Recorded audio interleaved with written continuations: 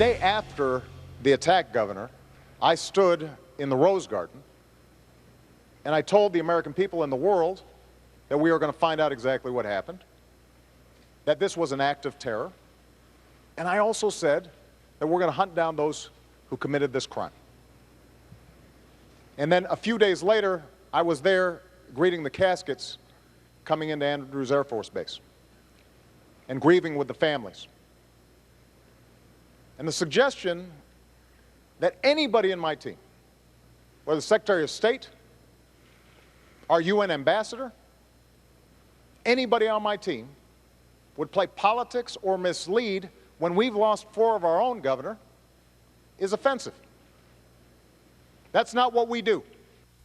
That was President Obama last night defending his record following the terror attack on our consulate in Benghazi, Libya.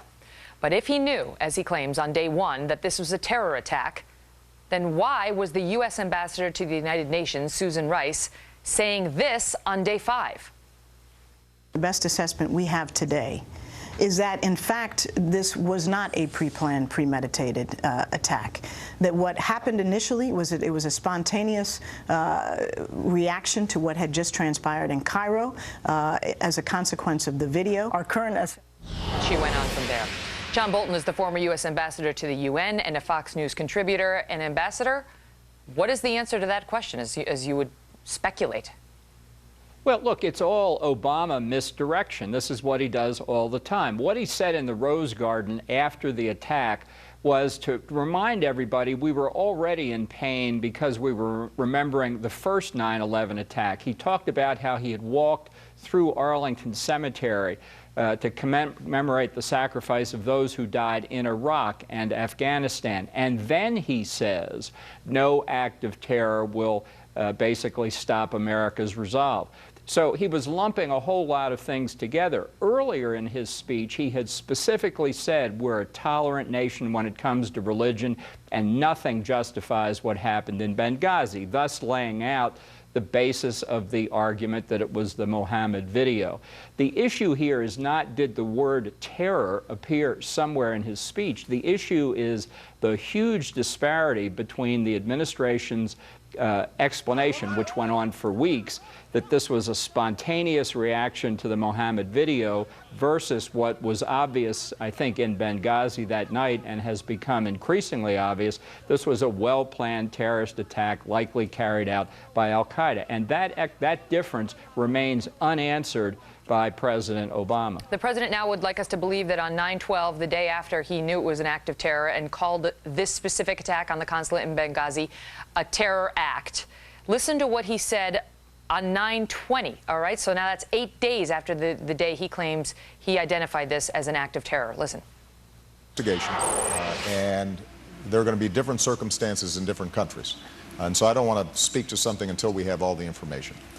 What we do know is that the natural protests that arose because of the outrage over the video were used as an excuse by extremists to see if they can also directly harm U.S. interests.